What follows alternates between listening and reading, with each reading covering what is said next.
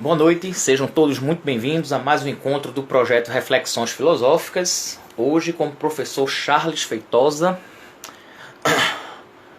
Ele vai falar sobre a dialética, né? Se a dialética ela pode ser pop, né? Vamos ver o que é que ele tem a falar sobre isso.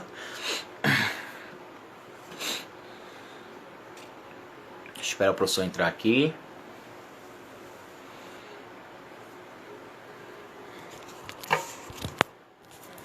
Vamos lá.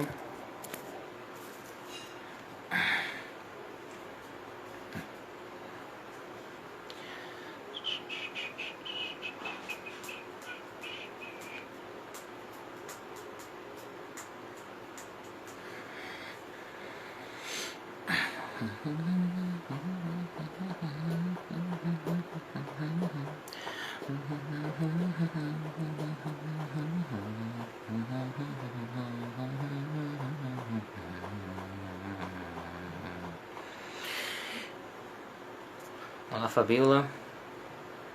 O professor Charles entrou aqui.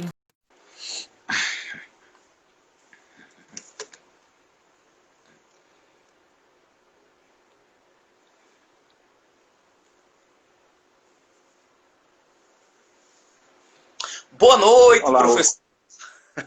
Seja tudo bem? muito Prazer estar aqui. um prazer Essa enorme estar aqui nessa live. Bom, fazer aqui uma pequena apresentação acadêmica enquanto o senhor vai se aprumando aí. Meu convidado de hoje é o professor Charles Feitosa. Ele é graduado em filosofia, mestre em filosofia, é doutor em filosofia na Alemanha, depois fez pós-doutorado na França e na Alemanha também. Trabalha principalmente os temas, né? Corpo, dança, imagem, cinema, performance, cultura brasileira e cultura pop. Escreveu diversos artigos, já participou de várias entrevistas e programas. Inclusive, eu conheci o professor, eu acho que foi naquele programa que a Márcia Tiburi apresentava Filosofia Pop. Né? Inclusive, ela participou aqui do projeto Reflexões Filosóficas. O professor escreveu alguns livros, né? Dentre eles, Explicando a Filosofia com Arte, Assim Falou Nietzsche, Nietzsche, as Ciências e outros, né? E o título que o professor sugeriu, então, para trabalhar é A Dialética Pode Ser Pop? Em comemoração aos 250 anos do nascimento de Hegel. Né? E temos ali Hegel de fundo, o professor Charles aqui à frente. Queria agradecer imensamente, professor, por ter aceito o convite. Né? Então, o senhor tem a palavra, como a gente combinou um pouco antes, vai ser mais um bate-papo, né? Diferente das outras lives que eu faço, que o professor faz uma exposição e depois eu vou para as perguntas. Então, o senhor vai falando, eu vou intervindo e a gente vai vendo no que é que dá, né? Muito boa noite, professor. Muito obrigado. Você pode começar. boa noite a todos que estão entrando aí. Eu agradeço muito o convite, parabenizo pela proposta. Isso é um movimento de resistência, fazer essas lives, esse momento. Tem muitas coisas urgentes acontecendo, né? Mas de vez em quando a gente tem que parar com urgente e pensar em coisas importantes também. E o Hegel é um bom parceiro para isso. Eu escolhi um pouco esse tema como uma espécie de homenagem, né, dos 250 anos do nascimento dele. Ele nasceu em agosto de 1770. E para colocar a pergunta, porque como eu faço essa coisa de filosofia pop, não sou o único, mas é a principal referência, e tem várias maneiras de fazer, inclusive, mas eu queria colocar essa pergunta de provocação, tanto para quem já é da filosofia como para quem não é, se a dialética pode ser pop, se existe um lado pop do Hegel. E aí eu pensei em fazer uns blocos, uns 2 ou 3 blocos de fala, e a gente faz uma pausa só para ver se a galera está acompanhando. E aí eu queria eu não gosto muito de suspense, não. Eu vou logo dar a resposta para a pergunta, e depois eu vou reconstruindo, né? Uhum. Então, eu diria assim que, muito diretamente, sem rodeios, a dialética e a pop filosofia, elas se diferem bastante. A filosofia pop é uma espécie de resposta à dialética. Ela é uma crítica à dialética, uma certa insuficiência da dialética. Então, estruturalmente, a dialética não é pop. Obviamente, eu precisava explicar melhor um pouquinho como a gente está entendendo dialética, como a gente está entendendo pop, e isso é o tema da conversa, se der tempo. Mas tudo depende um pouco de como entender o pop, e existe uma certa dimensão pop da dialética e da filosofia do Hegel, um lado pop que eu queria apontar. Então, a primeira observação, para deixar bem definido assim, para quem ainda não conhece o meu trabalho, né, que por pop, eu fiz uma distinção entre pop 1 e pop 2. E o pop 2 é isso que a gente conhece mais atualmente da música pop, que é uma música que é feita muito rapidamente, feita rápido e para passar rápido, e para ganhar dinheiro, e com refrões muito simplificados. E não é nesse sentido que a gente está pensando em fazer filosofia pop. Acho até que existe pessoas que estão fazendo filosofia pop desse modo, como Receita de Bolo, Filosofia em 90 Minutos, tem até uma série Filosofia em 90 Segundos. Isso. Mas eu estou tentando resgatar o sentido de pop da arte pop.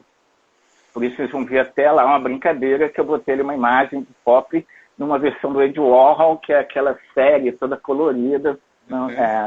Isso também já é uma indicação do que é o modo pop, que é sempre misturar conceito com imagem. E não é só como ilustração, é para guiar a nossa conversa também. Então, a inspiração é a arte pop, e não é a música comercial, simplificada, rápida. A ideia do Andy Warhol era embaralhar as coisas. Embaralhar a categoria entre alta cultura e baixa cultura, entre discussões muito eruditas com questões do cotidiano.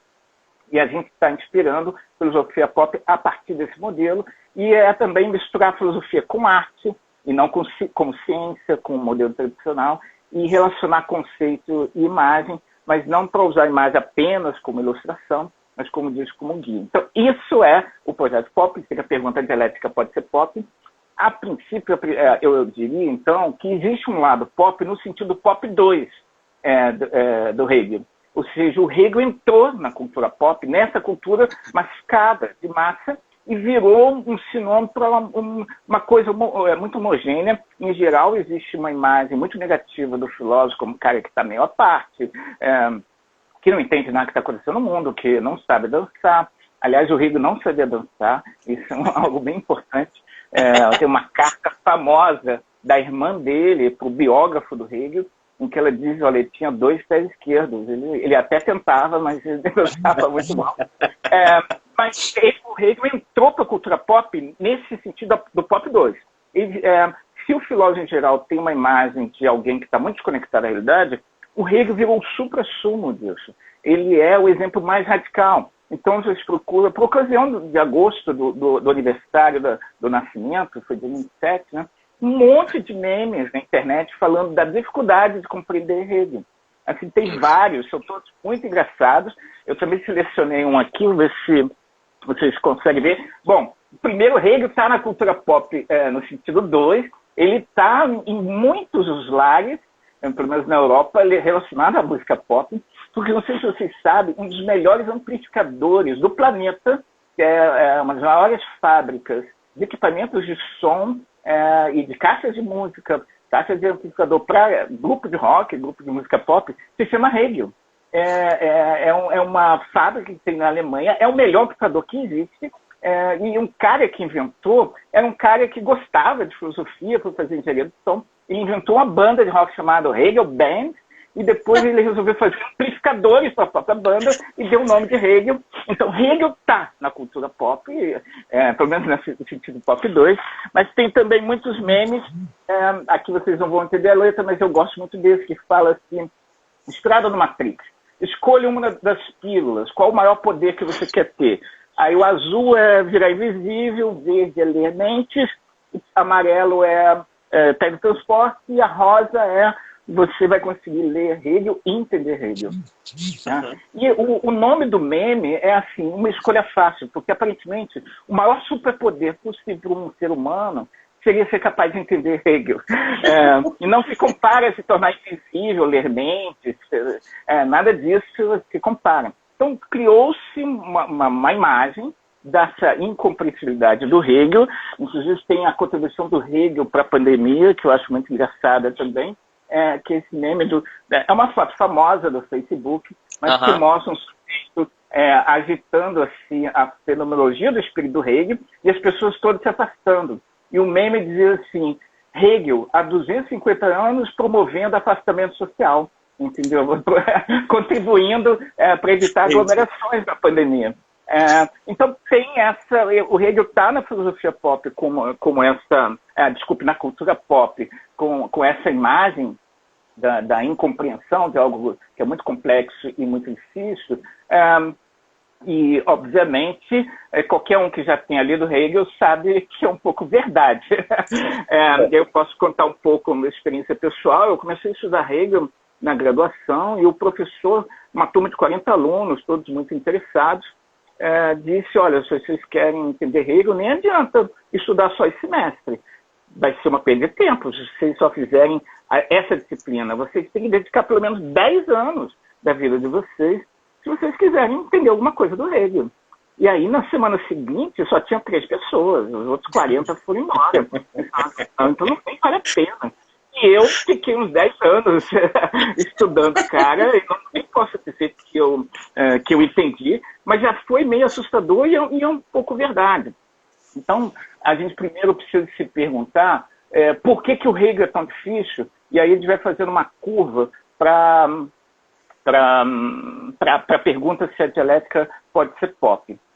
Eu diria que tem explicações. Lá na Alemanha eles faziam muita piada sobre Hegel. Eles diziam que o Hegel é difícil porque ele nasceu numa região do sul da Alemanha, Stuttgart, e estudou em Tübingen, que é uma região chamada de Suábia. E, sabe, a Alemanha foi reunida com várias regiões, cada um falava um dialeto, e foi unificada, e tem o Hochdeutsch, o alemão, que unifica, mas se uma pessoa nasceu e fala um dialeto do sul, ela não entende uma pessoa do dialeto do norte. Uhum. É o Hochdeutsch que unifica ali o país. E as pessoas das outras regiões dizem que os suábios, eles pensam de um jeito muito estranho, de um jeito muito complexo, não convencional, e seria por causa disso que o Hegel é muito complicado. Então, eles brincam, isso é piada interna dos alemães, e quando um alemão quer coçar a orelha, ele simplesmente faz assim. Mas um suave, ele faz assim, ó. Ele pega o braço pelo outro lado e faz assim, coça aqui, entendeu? Ele pega um caminho mais difícil, menos convencional, e o Hegel é a cara disso. Óbvio que era uma brincadeira dos alemães. Eu acho que tem uma outra explicação e que tem a ver justamente com o meu projeto do pop. Eu acho que aí entra uma diferença muito importante. O Hegel, como uma boa parte dos grandes filósofos alemães, teve formação protestante. Pelo menos aí na modernidade. A gente incluiu Kant, Nietzsche, e de alguma maneira até o Heidegger. O Heidegger oficialmente era de formação católica, mas todo mundo considerava ele alguém de formação protestante, pelo modo como ele fazia as coisas. E uma coisa básica do protestantismo é uma desconfiança em relação às imagens. A ideia de que você não pode representar o sagrado, não pode... a ideia de Deus é muito complexa, muito ampla para ser traduzida numa imagem. E se você fizer isso, por isso as igrejas, a arquitetura das igrejas protestantes tradicionais, elas são muito limpas, vazias, são paredes, não tem imagens de santos, tem muito pouca apelo estético. É uma relação muito abstrata, eu diria quase intelectualizada com o sagrado. O Hegel, a meu ver, uma das heranças é essa. Ele tinha uma crença, eu diria, pedagógica, filosófica, de que os conceitos não deveriam ser traduzidos em imagens. Porque segundo ele, e não é que ele não tenha totalmente razão, mas segundo ele, quando você tenta traduzir um conceito em imagem, que é dar um exemplo, mostrar alguma coisa, fazer uma ilustração, parece que você está ajudando a outra pessoa a entender o seu pensamento, mas, segundo ele, você está destruindo uma riqueza, que o conceito tem uma complexidade, uma mobilidade, uma totalidade, e você tira tudo isso e reduz a um único aspecto que a imagem pode captar. É como se o conceito fosse em 8D e ele fosse traduzido, reduzido, simplificado a uma imagem 2D, sem profundidade, sem várias matizes, camadas e dimensões. Então, o que o Hegel fazia? E isso é uma experiência que você, como professor, deve ter feito, eu já fiz também, de muita aula, e até dessa live a gente pode fazer uma aposta, que muitas vezes as pessoas só se lembram dos exemplos e das imagens que a gente mostra, mas às vezes nem se lembra qual era o tema da aula, ou qual era o... E o Hegel tinha um pouco medo desse poder da imagem, de ficar na nossa mente, de gravar, e, segundo ele, era sempre mais pobre do que essa complexidade, essa multiplicidade do conceito. O que ele fez, então? Ele tentou escrever e tentando evitar a tradução do conceito em imagens. Ele tentou escrever no nível do conceito sempre. E é muito difícil você acompanhar sem ter essa ajuda das imagens. Não é que, eu acho até que isso não é possível, totalmente uma escrita totalmente em conceitos, mas ele tentou muito. Então, a gente esbarra numa frase, a gente ficava 6 meses num único parágrafo, às vezes um mês, numa única frase. Ele diz assim, sei lá, a famosa frase da introdução lá da fenomenologia do espírito, que o nada é o nada do isto. E aí você fala, mas o que isso pode querer dizer? E é uma frase conceitual que não te dá nenhum... não te dá uma porta de entrada. Eu acho que isso é um dos aspectos que o tornam muito complexo, mas isso não dá conta de tudo. Eu queria, como é uma homenagem ao Hegel, eu queria dizer que o Hegel ele ficou famoso, mas isso é unidimensional. A gente pode dizer que a obra do Hegel é também 8D, 16D. Estou falando 8D porque na internet agora tem músicas gravadas em 8D que você ouve em caixa de som e vai passando pelo seu ouvido de um lado para cá. É muito interessante. É mais do que o estéreo. A obra do Hegel é 8D e na cultura pop 2 ela foi reduzida a uma imagem muito simplificada do cara que você não entende e que não tem nenhuma correlação com o mundo. A obra dele é muito mais complexa e muito mais ampla que isso. Ele foi um excelente professor. É uma outra anedota que se conta, que vocês sabem. Schopenhauer ficava com inveja, marcava a aula dele no mesmo horário do Hegel. E todo mundo ia para a aula do Hegel. E apesar dessa dificuldade toda, ele tinha uma condição, era um cara muito bem-humorado. O humor dele é meio difícil de encontrar, mas são textos muito bem-humorados. E nos textos que chegaram até a gente, ele fez muitas notas, principalmente nas anotações dos alunos dos cursos, onde ele dá exemplo, onde ele tenta ajudar as pessoas a compreender. Então está lá o texto principal, que é hard mesmo, mas ele teve uma postura de acolhimento e, mal ou bem, a principal obra dele, que é a Fenomenologia do Espírito, é uma como é que a gente pode resumir? É um esforço pedagógico em dizer assim, olha, eu cheguei no saber absoluto, mas qualquer um pode chegar. E eu vou compartilhar com você, se você aguentar ler isso, né, se você tiver coragem, você vai chegar onde eu cheguei. Ele não está na lógica assim, agora eu cheguei, ninguém chega aqui. Ele tem essa preocupação. Obviamente, é bem difícil fazer esse movimento todo. Eu sempre brinco com meus alunos, não é uma coisa para você fazer sozinho, ler Hegel desacompanhadamente. Fazer em casa sozinho é perigosíssimo. É bom fazer... é bom fazer com apoio. E esses são os poucos momentos em que a gente, como professor de filosofia, a gente se sente extremamente útil, né? Porque é bom fazer com apoio emocional também. Isso, também. Mas... Aí, bom, isso era a primeira observação, né? E o que eu queria dizer, que é meio importante nessa... Você me fala aí do tempo, para deixar um tempo para as pessoas fazerem perguntas e conversar, mas deixa eu só acrescentar mais alguma coisa. Eu responderia, então, a pergunta se a dialética pode ser pop, se a dialética estiver de férias. Se o Hegel entrar de férias, talvez ela pudesse ser pop. Por quê? Vamos ver se a gente consegue pensar isso. Bem importante, a dialética não é, para o Hegel, um método como era, talvez, para o Platão. O Platão era um método, entre outros, para você, né, chegar à verdade. As pessoas ficavam debatendo.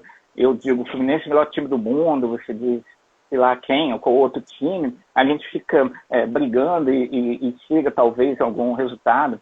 O Hegel não via dialética desse jeito, ele via dialética como ontologia, ou seja, o sentido do ser, o sentido da realidade é dialético. A realidade é dialética em si mesmo. Então, não é um método que eu aplico as coisas. Ele está achando que ele sacou que as coisas se processam de forma dialética, e para pensar esse mundo, você tem que desenvolver um pensamento igualmente dialética. E a dialética não tem muito a ver com essa história de tese, antítese e síntese, que é, de novo, uma versão 2D reduzida, simplificada da obra dele, 8D. Que eu me lembro, eu acho que ele só fez uma vez essa formulação, e ele tenta de muitas outras maneiras dizer o que é dialética, e uma formulação mais técnica diria que seria uma coisa tipo assim, a unidade da identidade e da diferença, que isso sim é o modo como a dialética se dá. Por que é legal fazer essa pergunta sobre o pop? Porque eu concordo com Heidegger, em um certo aspecto, que o Hegel e o Nietzsche representam o fim da metafísica. O Hegel teria começado a acabar com a metafísica e o Nietzsche acabou de acabar com ela. O nosso tema não é o Nietzsche, o nosso tema é o Hegel. O problema do Hegel é que ele é uma coisa meio monstruosa. Se a gente pegar o sentido de monstro como um ser que é meio girafa, meio elefante, e você vê ainda a girafa e vê ainda o elefante, e fala, pô, mas isso não combina, mas as duas coisas estão lá. Quer dizer, que ele colocou um pé para fora da matrix da filosofia tradicional, da metafísica, mas ele ainda está com o pé lá dentro. O movimento dele, eu acho que permitiu algo, ele de alguma maneira deslanchou algo que veio desembocar na filosofia contemporânea. Mas, de outro modo, ele ainda está preso lá, e preso bastante. O Nietzsche não, o Nietzsche está com os dois pés do lado de fora. E eu acho que isso também é um outro aspecto que contribui porque ele é tão difícil de ser entendido. Você pode ver que existe hegeliano de direita, existe hegeliano de esquerda, e existe hegeliano de centro. Ele inspirou várias tendências, algumas dessas tendências, inclusive, contraditórias, que não incompatíveis, porque ele tem alguns aspectos incompatíveis também. Então, isso é uma coisa curiosa, né? Ele nasceu em 1970, na mesma época mesmo ano do Hölderlin, que foi amigo dele, o poeta, e do Beethoven. Então, foi um ano bom na Alemanha. Ele foi estudar com o Schelling, Hölderlin, no internato lá de Tübingen, e ele era um cara brilhante, mas que não era valorizado, respeitado. Ao contrário do Schelling e do Hölderlin, que rapidamente ficaram super famosos na Alemanha, né? Até nesse sentido pop. O Schelling, com 20 e poucos anos, já era professor. O Hölderlin já era considerado um dos maiores escritores da língua alemã. E o Hegel lá no mesmo quarto que eles, assim, sem valor nenhum, ninguém reconhecia o trabalho dele. Ele trabalhou como jornalista, deu aula particular para famílias ricas, só foi conseguir emprego na universidade, um emprego mais formal, com quase 40 anos. Aí depois deslanchou e virou o grande filósofo da Alemanha. E virou, inclusive, o cara a ser batido, né? O cara a ser derrubado depois disso. Mas as pessoas esquecem que ele ficou um bom tempo assim, à margem do processo todo. E o que se conta também é que ele vivia muito em depressão. Bebia muito. Várias vezes os colegas dele pegaram ele na sarjeta, completamente bêbados, e levaram ele de volta para o internato escondido, porque senão ele seria expulso. Eu me lembro que na Alemanha tinha várias brincadeiras sobre perguntas sobre o que o Hegel gostava de beber, se era vinho branco, vinho tinto, cerveja. Tinha muitas especulações sobre isso. Mas o grande lance é que, em algum momento, ele teve essa ideia da dialética, essa intuição. E a partir desse momento, foi lá entre 1804 e 1807, tanto é que os pesquisadores dividem a obra dele assim, entre os escritos da juventude, que é antes dele ter essa ideia da dialética, o período em que ele tem a ideia, que é 1804 e 1807, e o que vem depois, que é só o sistema, e que ele se torna um cara super famoso. E essa ideia, que eu vou tentar resumir aqui na nossa live, depois de 10 anos, pelo menos, de estudo. Mas olha só que interessante, o Hegel já diria isso, e eu concordo com ele, poxa, não adianta nada você compartilhar com a galera que nunca leu Hegel, mesmo que você esteja certo, uma verdade que é apresentada sem o percurso de chegar lá, ela não tem significado algum. As pessoas, elas têm que fazer o percurso elas mesmas. O resultado do caminho, sem o caminho, não serve para nada. Então, que se faça essa ressalva. Mas, resumidamente, eu acho que o que ele chegou e falou, olha, a verdade é ao mesmo tempo totalidade e processo. Isso é Hegel na sua simplificação total. Só que isso é incompatível. Primeiro, a ideia de que verdade e processo já é uma grande ruptura na história da metafísica. Por isso que ele colocou o pé para fora. Porque a ideia sempre foi que verdade é algo estável, homogêneo, que não se modifica. Verdade e história são incompatíveis. A verdade não muda. A verdade tem que ser eterna. Se muda, desde o Platão, já é um índice de inferioridade. O Hegel chega e fala assim, não, a verdade é histórica, ela vai mudando com o tempo, e a história, ela mostra como a verdade se constrói. Foi o primeiro cara que disse isso. Hoje parece uma coisa óbvia, cotidiana. Na época pré-pandemia, eu brincava com os meus alunos, assim, experimenta lá no ônibus, conversar com o motorista, pergunta para ele se existe uma verdade eterna, e ele, provavelmente, sem nunca ter lido Hegel, ele vai dizer, não, as coisas mudam, se transformam, eram de um jeito, assim, agora é outro. Isso parece ser uma coisa meio óbvia, mas assim, não existia isso antes do Hegel. Essa compreensão, essa historicidade do mundo. Ele que inventou a história da filosofia, a história da arte, a história das religiões. As pessoas não viam isso, as pessoas viam essas produções culturais todas como se elas coexistissem. E ele percebe o movimento de transformação, como uma prepara a outra, como a famosa Aufhebung, né? Como uma carrega um pouco a outra e passa para frente. É uma grande contribuição dele. Só que, ao mesmo tempo, é onde que ele está com o pé dentro da metafísica. Ele diz que verdade é totalidade. Totalidade é uma coisa complexa, mas quer dizer algo que é meio fechado. O todo, né? Estamos entrando em águas difíceis. Ele é diferente do plural. Plural é mais que um, mas é um mais que um aberto. Você não sabe quantos são, você sabe que é só que mais que um. O todo, você sabe que é mais que um, que tem uma complexidade, mas tem um esgotamento, tem uma hora que chega no fim, tem uma hora que fecha. Ora, não dá para conciliar a ideia de que verdade é processo e história, quer dizer, algo que está em aberto, que está sempre se modificando, que não tem fim, com a ideia de que a verdade é uma coisa que tem que ter um fim, tem que ter um fechamento, tem que ter um encerramento. As duas coisas não combinam. E ele estava defendendo as duas coisas. Muito simplificadamente, os hegelianos de direita pegaram a ideia de que a verdade é a totalidade. E o que desembocou num certo pensamento político meio totalitário, em que o indivíduo não é importante, onde teve até as reações do Kierkegaard, dos existencialistas em geral, de reafirmar a importância do indivíduo. E o materialismo histórico do Marx, do Engels, pegou muito nessa ideia da relação entre verdade e história. O problema é que o Hegel está falando as duas coisas. Como que é possível? O Marx pegou, não me interessa isso aqui. E é o que a gente faz com o Hegel. A gente pega um pedaço que acho que dá para ir junto e o resto a gente ou não entende ou não consegue conciliar. Então, até a minha dissertação de mestrado foi baseada em 3 falas dele, dizendo que como é que era? Eu nem tinha imaginado falar nisso, mas era mais ou menos assim. A história da verdade não tem fim, porque é um processo aberto. Ela tem que ter um fim, porque tem que ter totalidade. E o fim é igual ao começo, para piorar as coisas. O que ainda envolve... Então ele fala de um progresso infinito, fala de uma closura, de um fechamento, e fala de uma circularidade. Essas informações são todas incompatíveis. E é daí que vem os famosos discursos do fim da arte, do Hegel, que o Hegel falou que a arte acabou, do fim da história, que o Fukuyama pegou uma carona em cima disso, do fim da filosofia, a filosofia acabou com ele.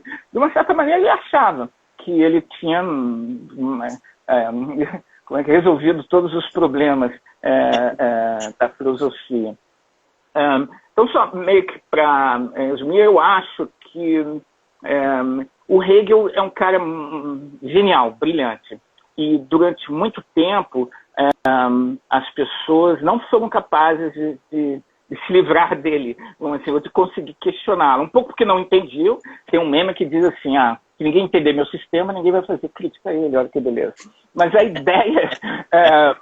ideia básica dele, assim, que eu vou tentar resumir, se a verdade é um todo, essa que é a ideia, a história é um movimento em que você vai passando de uma parte para outra. Cada momento, os gregos, os romanos, a Idade Média, a contemporânea, é uma parte desse todo que vai chegando até um final, que é ele, né, que é o Hegel, que segura tudo junto. É basicamente essa história. Então, isso fica muito claro na história da filosofia. E a gente é hegeliano pra caramba quando a gente dá aula de filosofia. Toda aquela coisa assim, Parmênides versus Heráclito, e aí Platão faz uma conciliação. Isso foi Hegel que inventou esse fio condutor. Mas, enfim, basicamente é um bom exemplo. Ele diz assim, antes do Hegel, as pessoas, cada filósofo achava que todos os outros estavam errados. Chegava o Descartes e fazia, está tudo errado, eu quero achar qual é o princípio, meu cogito, pronto, acabou.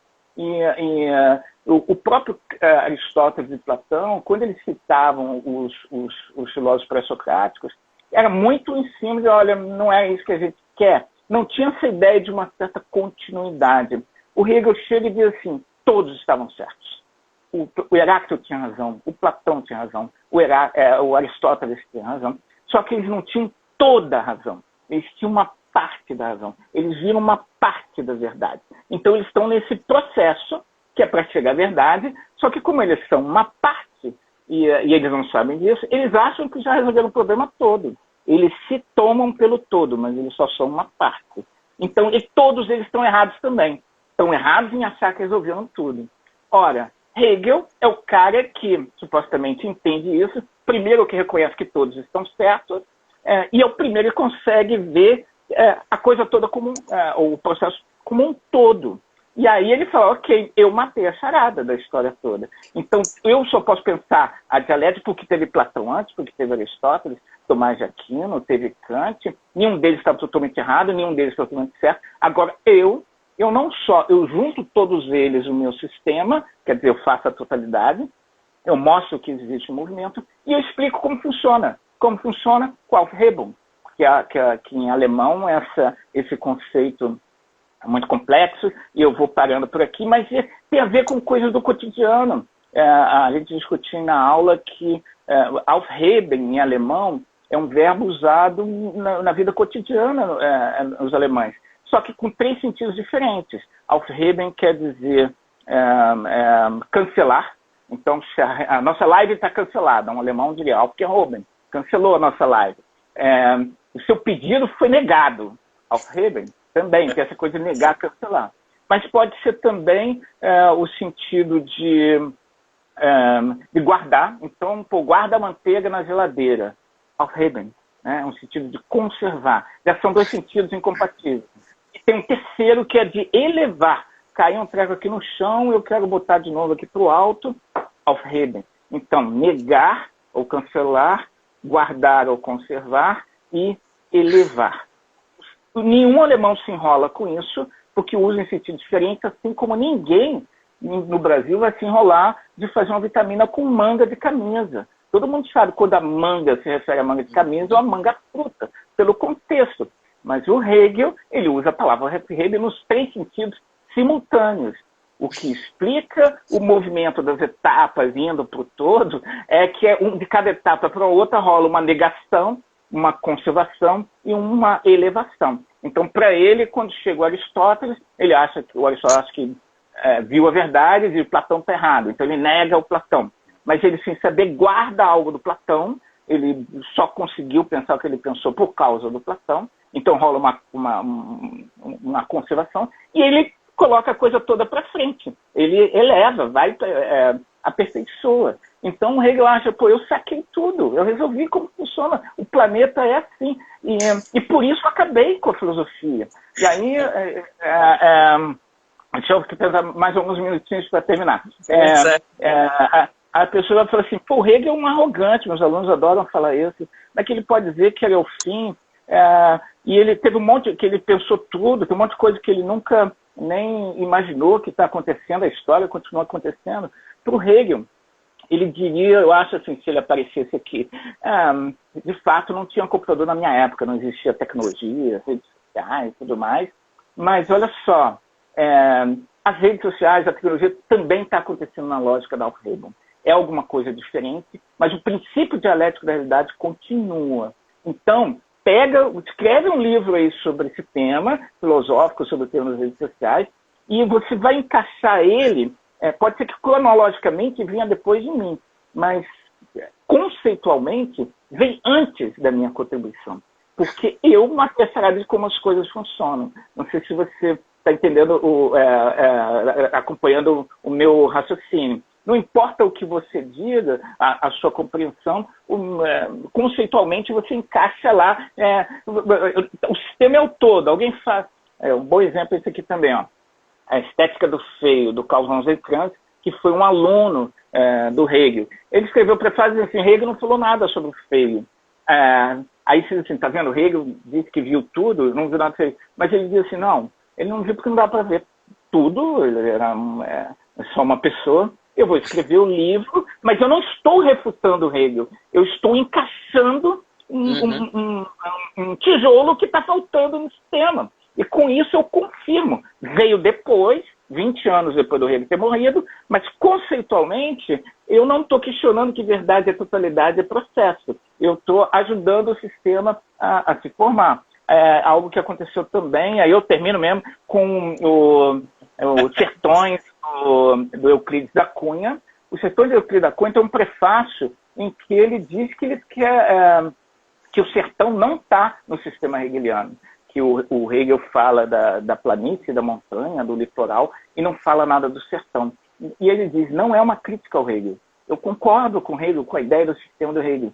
A minha obra é uma proposta de apresentar o sertão filosoficamente e incluir o sertão no sistema hegeliano. Então é esse tijolo que está faltando. E a ideia é assim, não tem como refutar. Você fala que está faltando alguma coisa e aí assim, não, tudo bem, e traz aí a sua contribuição e vamos encaixar aqui nessa totalidade. Então o grande desafio é como sair disso. Um tema para um outro dia, para o Nietzsche, alguma coisa assim. Era isso, vamos ver se a gente faz uma pausa, mostrar se as pessoas conseguem ver. Os amigos do Hegel já faziam uma caricatura dele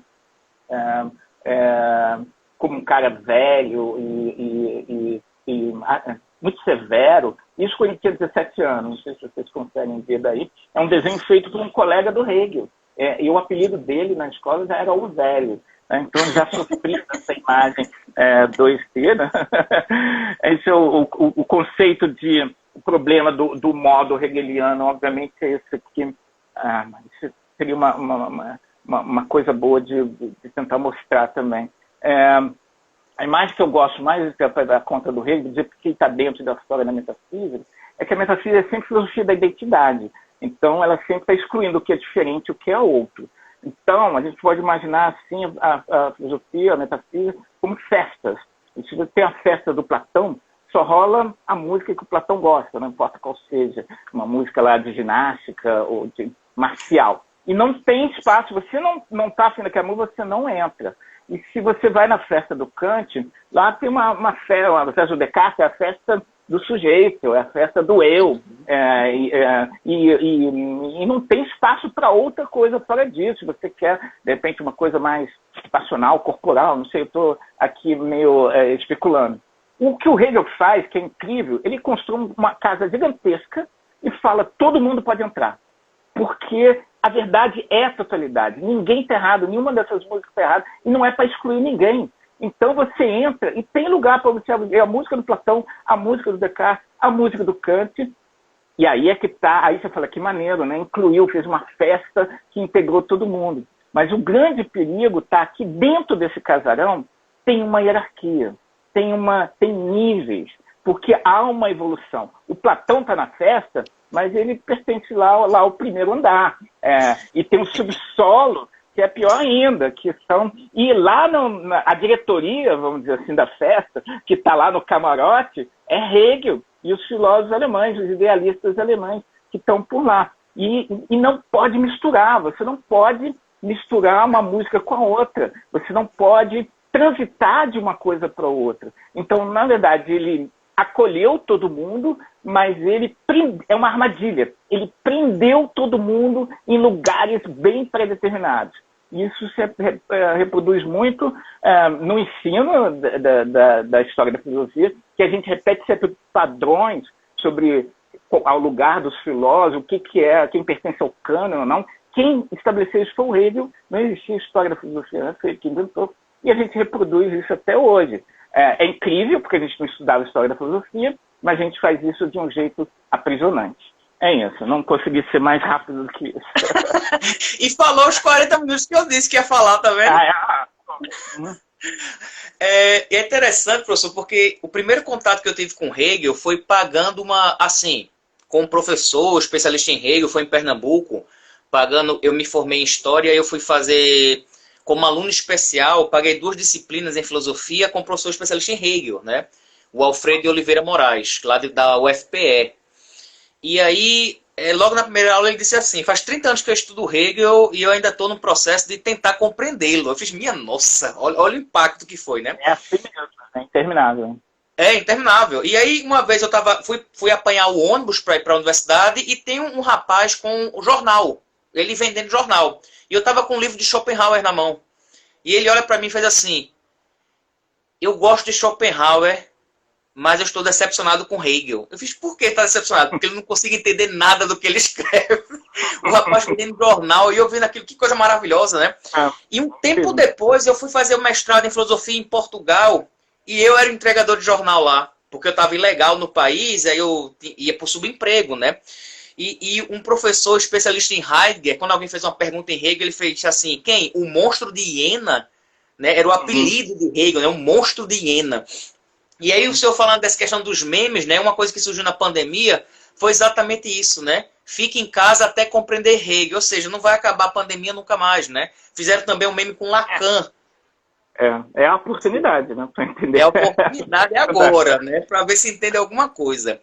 E aí, professor, quando você coloca essa questão da dialética em Platão, a dialética em Hegel, que tem essa distinção, né, como se a dialética em Platão fosse utilizada como um método, fosse uma coisa mais estática, né, Hegel trabalha essa dialética como um processo, né, como algo que está em movimento o tempo todo. Os livros do ensino médio trazem essa redução, né, de dizer assim, a dialética em Hegel é tese, antítese e síntese. Pronto, acabou. Aí a pessoa decora. E aí a minha pergunta é nesse sentido. Parece que quanto mais complexo é o pensador, mais a gente quer tentar torná-lo fácil e mais a gente deturpa o pensamento dele. Você consegue enxergar... Isso eu digo assim, para uma linguagem de ensino médio, por exemplo, não na faculdade. Na faculdade é outra linguagem. Será que a complexidade de um autor faz com que a gente tente simplificar o seu pensamento e a gente acabe deturpando aquilo que ele quis escrever ou falar? Isso é uma boa pergunta, porque eu também me interesso sobre isso. A ideia da filosofia pop é sempre um desafio, como compartilhar sem perder densidade. Mas eu acho também, me irrita um pouco o Hegel também às vezes, eu acho que ele podia ser de outro jeito. O que eu acho que é o modo, o conceito de imagem talvez seja crucial aí, o modo como lidar. A imagem, ela não tem que trabalhar, fazer um trabalho forçado para o conceito. Ela não tem que ser escrava do conceito. Então a ideia é a gente reduz e a gente simplifica e ali está a meta final, a pessoa entende aquilo. Aquilo ali tem que ser um convite para outras coisas, não pode ser o fim do processo.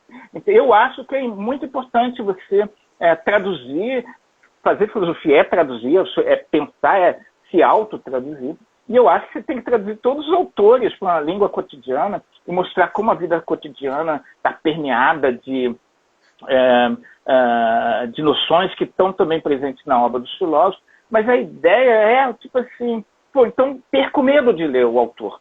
Porque você, lendo o autor, você vai perceber coisas que o seu professor não percebeu. Se o professor fez uma determinada tradução, você vai fazer outras. Agora, se o professor mostrando que é possível traduzir, você perde um pouco de medo de fazer. O problema é você achar que aquela tradução é a versão definitiva. esgotou, acabou. Tudo isso que eu disse era um pouco a minha experiência. O que eu gostaria muito que as pessoas, vou tentar ler o Hegel e fazer suas próprias traduções. E não achar que essa live de 40 minutos, agora eu entendi Hegel. Não sei se você está entendendo. Essa coisa de fazer uma provocação. Um dos exemplos que eu mais gosto de fazer em todas as minhas aulas é inspirado no Hegel.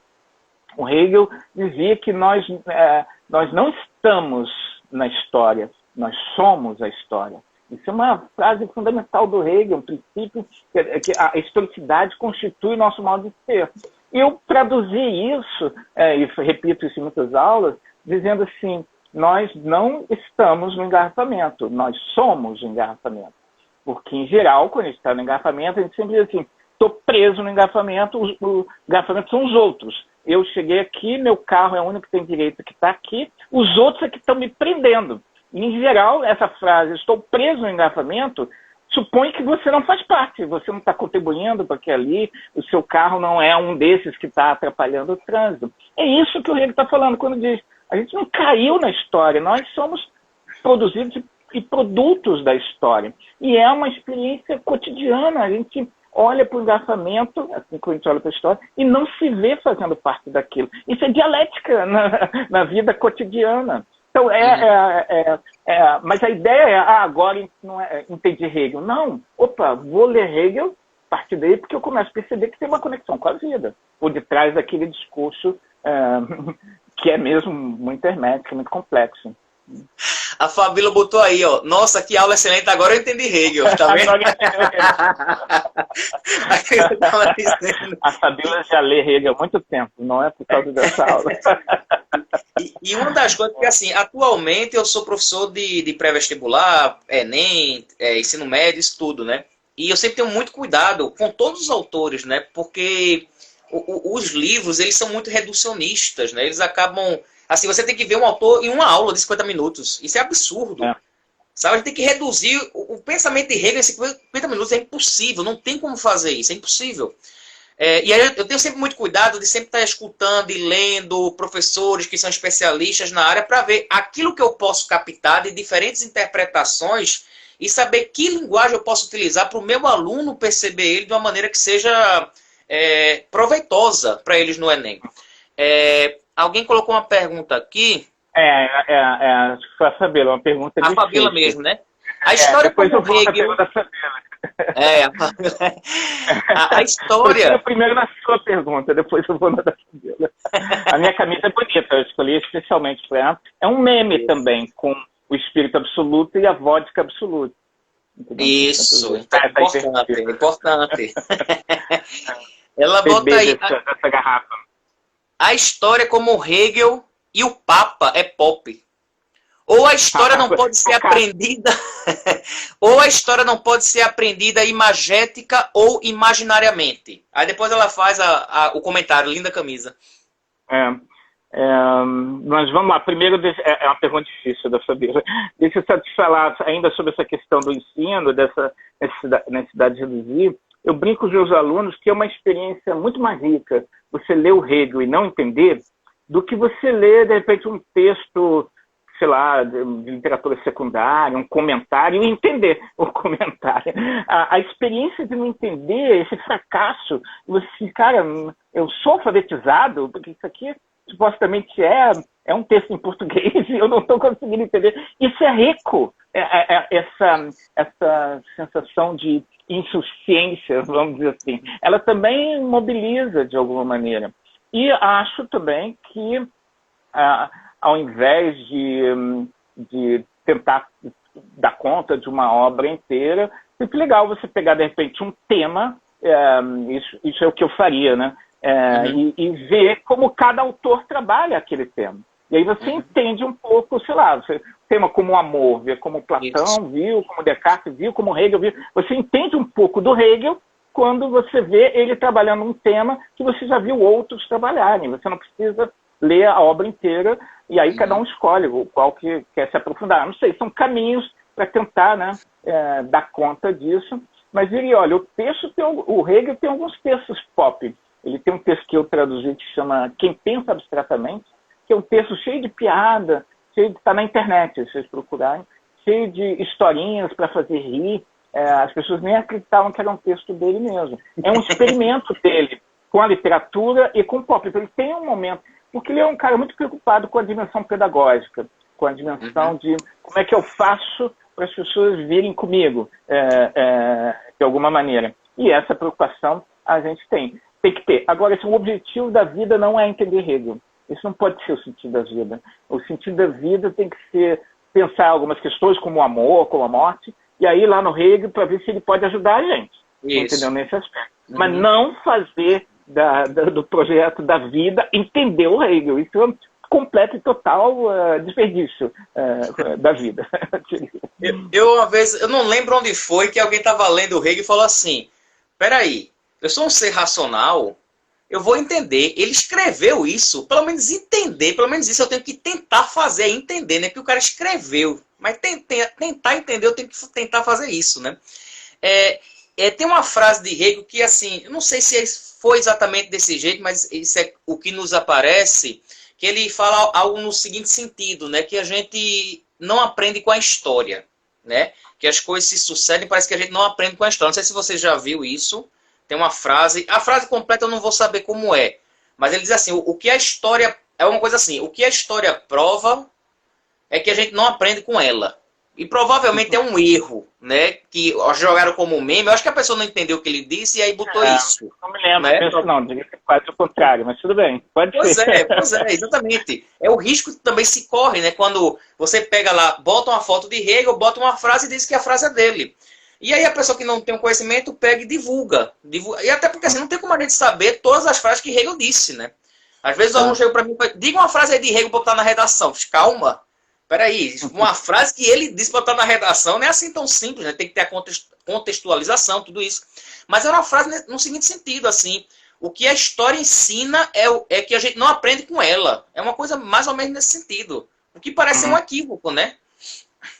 Eu diria que quase que é uma fake news. Pois é. Mas olha só, eu diria o seguinte, na minha perspectiva pop, os memes são um super material para trabalhar filosofia. Eu tenho um aluno, um estudante, que está fazendo uma pesquisa de filosofia através de memes, porque não deixa de ser como se fosse um aforismo, no modo nietzschiano, uma ideia muito concentrada, geralmente com uma coisa de humor, e que provoca uma mudança de perspectiva. Agora, obviamente, depende muito do que você faz com aquilo. Mas eu acho que é possível também ter uma conexão pedagógica, um viés filosófico a partir dos memes, sim.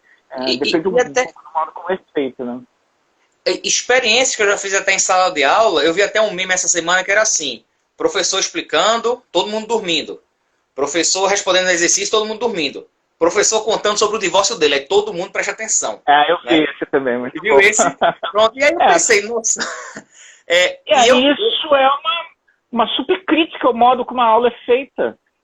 Muito conteudista, muito neutra, muito repetida, sem conexão com a vida. A ideia é atravessar um pouco essas coisas, né? Eu acho que isso que você coloca, professor, é importantíssimo, porque quando você traz essa perspectiva pop, cria um certo interesse, né? Peraí, o professor não está ali vomitando o assunto, ele trouxe uma imagem, a partir da imagem ele deu uma explicação e eu prestei atenção, né? Então, quando você quando você vai por esse caminho, isso desperta o interesse, porque é muito massacrante o ensino no Brasil, do modo como ele é passado. Por exemplo, eu adoro assistir uma palestra de 3 horas, o professor falando, sem anotar nada, só falando. Mas aí eu estudei, eu me interesso. Você chegar para um aluno de 16, 17 anos e ficar falando 1 hora, para ele é um massacre aquilo. Ele vai captar 10 minutos de aula e depois fica tudo perdido. Você fala uma palavra ali que ele vai lembrar de alguma coisa que ele vivenciou, passou a aula. Uma vez eu levei imagens em 3D. Eu levei imagens em 3D para a sala de aula. Eles ficaram encantados. É uma imagem que dá uma projeção que parece que você entra. Eles ficaram assim encantados. Ele, nossa, traz mais aula. Ou então aquelas imagens que tem duplo sentido. Que tem uma imagem que é um senhor e uma senhora de frente, mas também são pessoas com violões. E eles ficam encantados quando você trabalha de uma forma diferente. Pode falar, professor.